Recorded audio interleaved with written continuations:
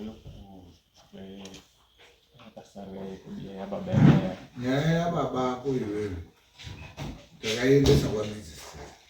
Ndakakutaura iyo zvetirikuita nyaya dzedu hatiita ine handidi zvokupedzerwa time mazuva anaya time irundineze senge gore rineri handina time ndichaperera nevachaenda kujeri vachangoenda ine handichadi zvokuramba tichitaura zvaiitwa kare hanhu nyaya dzaitongwa pasi pemuti munhu achiita 5 years ichitongwa nyaya yenyu imi makava nayo figa yamakava nayo Majesty akairamba wakazvinzwa wakazvinzwa here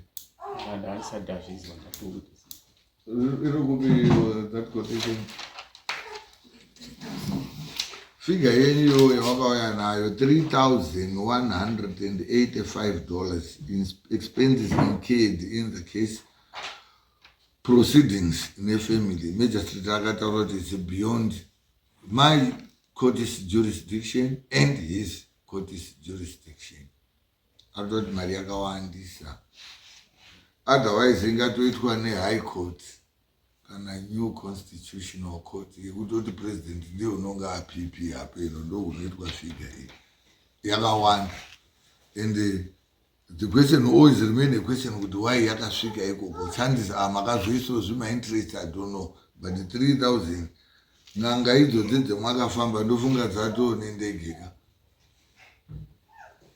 uropa zvidzisa ifigure iri kutotaurwa kuzi haidi yakawanda. Ngatiwirirane kuti titaure nyaya yefigure inonzikwa kuti otherwise inenge ichiita fall under his jurisdiction nekoti yangu ino. Saka imwe muri kuti kudini? Tuchikumbira kuti munotibatsira kuti tingadzikisire kuende pakadini hativana chitinoka tichiramba tinoda kuti tichozeri zvifambe zvakanaka.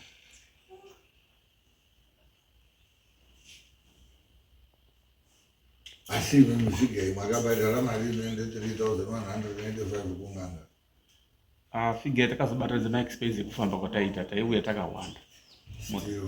Mota ye 3,000 makatotenga mota because 3,000 matotenga mota. Kuruhaya mota $50, $30, $80 whatever. It most $600. 3,100 my expenses. Inini handingazvi takazvitora tikazviendesawo zvavi zvakanorambwa ngatiti taudhila nemahaya courts handisini ndirikuzviramba but inini figure it's beyond my jurisdiction. That's why ndakaiendesawo kuMagistrate court. Saka iye Majesty ndakataura kuti figure iyi iyewo inomukurirawo futi figure iyoyi dare rake harigoni kuitonga iyoyi kuti inge ichizivi mari inoda kuclaimwa nemunhu kuti idzoserwe munhu. So handichazivi kuti tobatsirana sei, but I think if tikadhila nefigure iri around maybe 1,000. Nokuti ndipotaura apapo pataindikuti anhu ayani akauye kubata chiro zvavo zvepambo zvaanga nazvo akati tode $1,000 kuti tiuye kuzvibata plus $150 yekuhaya motika kuvaidza akabva nadzo. Ndiwo anogona kusungwa because hakuna un'anga kana uprofita hunoitwa $1,000. Wakanga achinyanyura, wanga achiita zvakaita sei, wainga achiita sei zvaibva zvaita 1,000. Zvimwe zvacho musakurukwa 1,000 pane wakamutswa ngafa here? Pana wakamutswa ngafa chakatondishamisa kuti anhu anga achirwadziwa takati zviro zvine zvavanenge vachititambudza toti tingaita sei tatambudzika ngatidini ngatichindozama kundotsvaka ndokuzokwereta 1,000 yatakabvisa keshi takatoikwereta mari plus dzekufamba kwataita matransport kuri kuenda teidzoka iwona baba akati handibvisi handina mari. Another alternative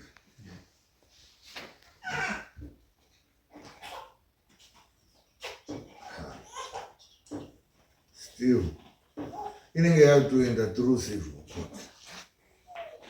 Munogona kuona lawyer tinogona isusu kukugadzirirai draft yakafanana neiyoyi budget uyu kucriminal kuno ku-community court ndakutaura kuti it's beyond our jurisdiction. Ku-criminal courts handisudawo kubatirira, but through a lawyer mari iyi inogona kuclaim. Tinogona kukupa all the supporting documents moprocedure nayo kulawyer, yoenda ku-civil court yofayirwa se-lawsuit, still inozongopeisira yako pinda futi chi ana messenger of court munhu waatachirwa zvinhu ku-civil court. Kana 3 million munhu unogona kuclaima, kana 22 million, but pendoda kujekesera ngepekuti dare rine community court hatigoni kupasisa kana kusunga munhu iyeye nefiga yakawanda.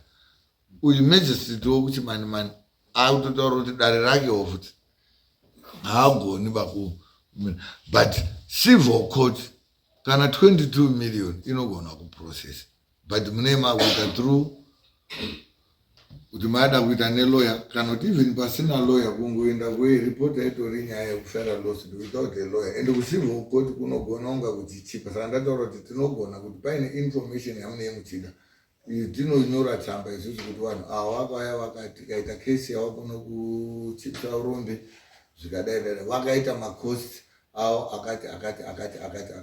Imimi mototora tsamba yekwautoenda pa-civil court paokei unopaziva paseri panoitwa ma-maintenance paipa wotoenda nayo.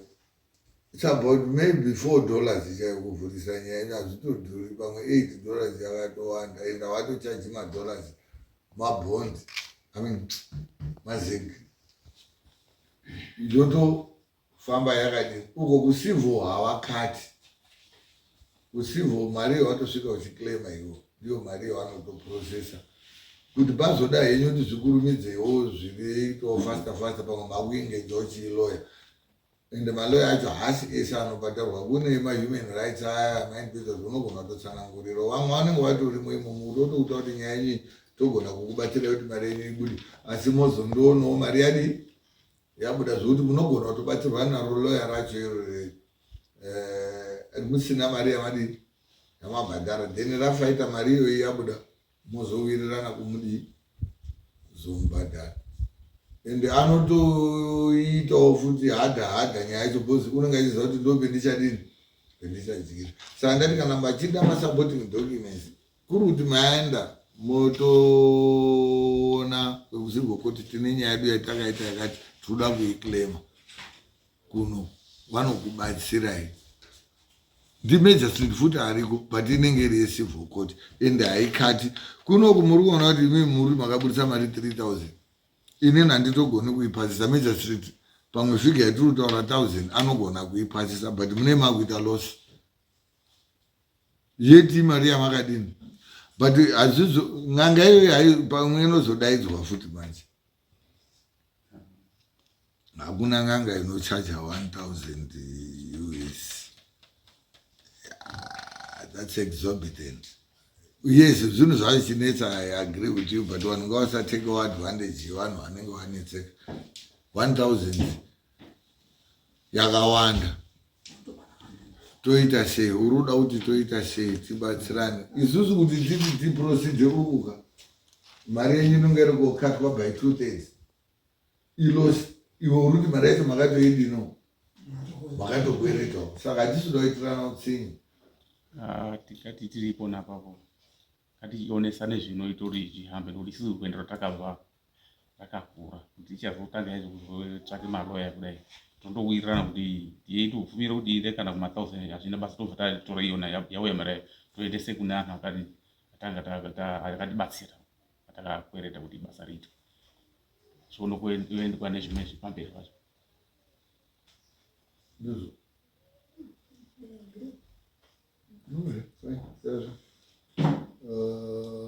Hapo zvakatovhundukawo magistrate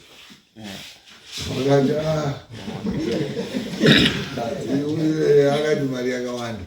Kana inini pandakaionawo, saka ndakati no, regai ndiendesewo mberi mafika zvakawanda. Hatitarisiri mafika akadai panyaya dzakaita dzema-cultural nema-community courts kudai. It's exorbitant, it's too much, but all the same tiregai tiwork out kuti anodzoka nayo tsamba iyoyo, that will be mangwana or Tuesday. Tozwa kuti zvinenge zvakamira sei kuti paita any update akanga aona madetails ake unayowoka paari kuenda kwamangwana pane mamacases ari kubva aenda kuchimanimani neyenyu yacho kubva aenda kwataurana naye kuti tinotazotaura nevanhu vati at least $1,000 iye tozwa kuti 1,000 yacho pajurisdiction pake inodii here inoita here uyu anobva akudini atokubatai kuti nyaya yenyu yazvanzi zviri kudini zviri kuita anobva atokutaura kuti zviri kufamba so. Okay. Patalipo kumbira kufunza izvo kuti urutabve ipona apapo pane nhau yaitaurwa kuti anoda kuzoende koripe kwaakatora zvinhu zvake inonga ichizondofamba yakataura kana apedza izvo iwa bara paakatora zviro zvavo zvaitipedza esi kuti azodini azoende kodini koripa vanenge vakuenda iwo kana wasina kuzoenda koripa inenge itori imwe nyaya mune mauto yakuidii futi totovasamona because nyaya yakatanga kuuya kuno yanga isiye kunoripa pakabude nyaya yacho yakazi pakabatwa izvo zvacho na maprivate pasa anga ano wazokati ndokunga takatsana kuna mupurisa akataura kuti aizi ado kuti asoende kwaakatora zvacho oripa zvinhu zviri kudikana zvacho munhu wacho waenda aripa kushatirwa ndo chakaita kuti chizosumuka nenyaya dzinezi zvakabva zvabude paripoti iyona pakauye anhu saka iwo wacho vari kutodini nenyaya dzekoripa aatozvida iri zvese akatonyarara izvo zinyari nedzimari dzacho ari kutoti handito iwona iyoyi anoione saka ndataaa munozati nyaya dzimwe dzemunotaura muri kumbaka mune muchisimbisana pamwe pane madzimai padhuze unondoziva zvinoita tumikono kana jongwe pane tsekedza zvimwe mastatements ekufarisa kungadai kusina matare ba nyaya anhu zvakatoonekwa kuti kune nhubu kune vanhu vakaita saivo that's why kuine community court, civil court, criminal courts, high courts hazvizi kugadzirirwa mhuka zvinhu zvezvezvo vanzwa zvinhu zvakagadzirirwa vanhu vakaoma misoro vakafanana neuru taurai vanhu ivo vaitobhecha kune vaitoti chakati handiti wakamboenda kujerere kwete kusungwa kumbonoona hama kana shamwari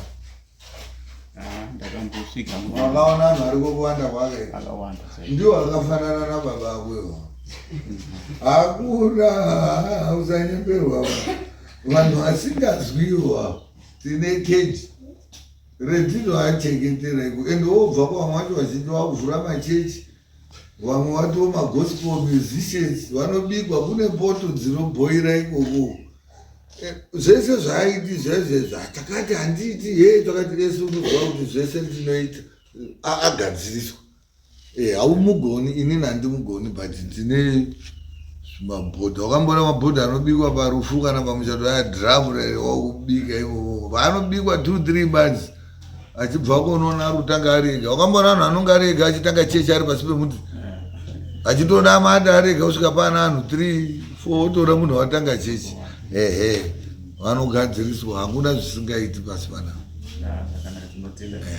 vanenge vadarika futi ipopapo wakazwa kuti kune pfuti